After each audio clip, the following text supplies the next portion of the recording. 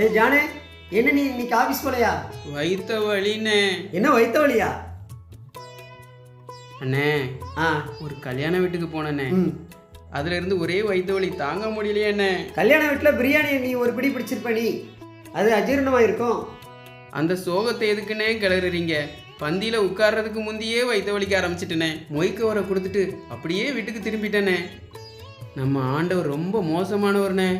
என்னது, ஆண்டவர் ரொம்ப மோசமானவரா? ஆமாம், வைத்த வலின்னு சொல்லி ஆஃபீஸில் ஒரு நாள் லீவு போட்டு கல்யாண வீட்டுக்கு போனேன். அதுக்கு இந்த வைத்த வலியை அனுமதிச்சிட்டாருண்ணே. அப்போ அவர் மோசமானவர் தானே? பொய் பேசுறது தப்பு தானப்பா, அது ஆண்டவருக்கு பிடிக்காதுல்லப்பா.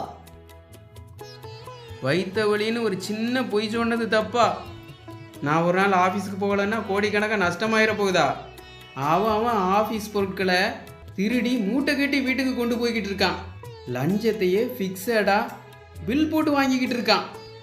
நான் ஆஃபீஸில் 2 டம்ளர் தண்ணி குடிக்கிறதோட சரிண்ணே. ₹1 கூட நான் ஆஃபீஸில் லஞ்சம்னு வாங்கினது கிடையாதுண்ணே. லஞ்சம் வாங்குறவன் திருடுறவன்லாம் வீடு மேலே வீடு கட்டி காரு பங்களான்னு சந்தோஷமாக இருக்கான். நான் வீட்டில் வைத்த வழியில் கிடக்கேன். இதெல்லாம் நியாயமானே? ஜானு, பைபிளுங்க நீதிமொழிகள் 3வது அதிகாரம் 12வது வசனத்தில் சொல்லப்பட்டிருக்கு, தகப்பன் தான் நேசிக்கிற புத்திரனை சிட்சிக்கிறது போல கர்த்தரும் எவனிடத்தில் அன்பு கூறுகிறாரோ அவனை சிட்சிக்கிறார்னு எழுதியிருக்கு. ஏசப்பா உன்னை ரொம்ப நேசிக்கிறாருப்பா. ஆமாம், அதான் எனக்கு வைத்த வலி வர வச்சுட்டாரு போல ஆண்டவர். ஜானே, எங்கள் காலத்தில் நாங்கள் ஸ்கூலில் படிக்கும்போது எங்கள் கிளாஸ் ரூமில் கடைசியில் ஒரு பெஞ்சு போட்டிருப்பாங்க. அதை மாப்பிள்ளை பெஞ்சுன்னு வேற சொல்லுவாங்க. டீச்சரை எதிர்த்து பேசுகிறவங்க, டீச்சரை மதிக்காதவங்க, திரும்ப திரும்ப தவறு பண்ணுறவங்கள அதில் போய் உட்கார வச்சுருவாங்க. லாஸ்ட் பெஞ்ச் ஸ்டூடெண்ட்டை படிச்சியான்னு கேட்க மாட்டாங்க, ஹோம்ஒர்க் செஞ்சியான்னு கேட்க மாட்டாங்க, அவங்கள கண்டிக்கவும் மாட்டாங்க, கவனிக்கவும் மாட்டாங்க. ஆனால் ஃப்ரண்ட் பெஞ்சில் உள்ள ஸ்டூடெண்ட்ஸை கவனிச்சுக்கிட்டே இருப்பாங்க. அவங்க ஒரு நாள் ஹோம்ஒர்க் செய்யலைன்னா கூட அவங்களுக்கு பனிஷ்மெண்ட் ஸ்ட்ரிக்டாக கொடுப்பாங்க. ஆனுவல் எக்ஸாமில் ஃப்ரண்ட் பெஞ்சு ஸ்டூடெண்ட்லாம் நல்ல மார்க் எடுத்து பாஸ் பண்ணுவாங்க. ஆனால் லாஸ்ட் பெஞ்சு ஸ்டூடெண்ட்லாம் ஃபெயில் ஆவாங்க.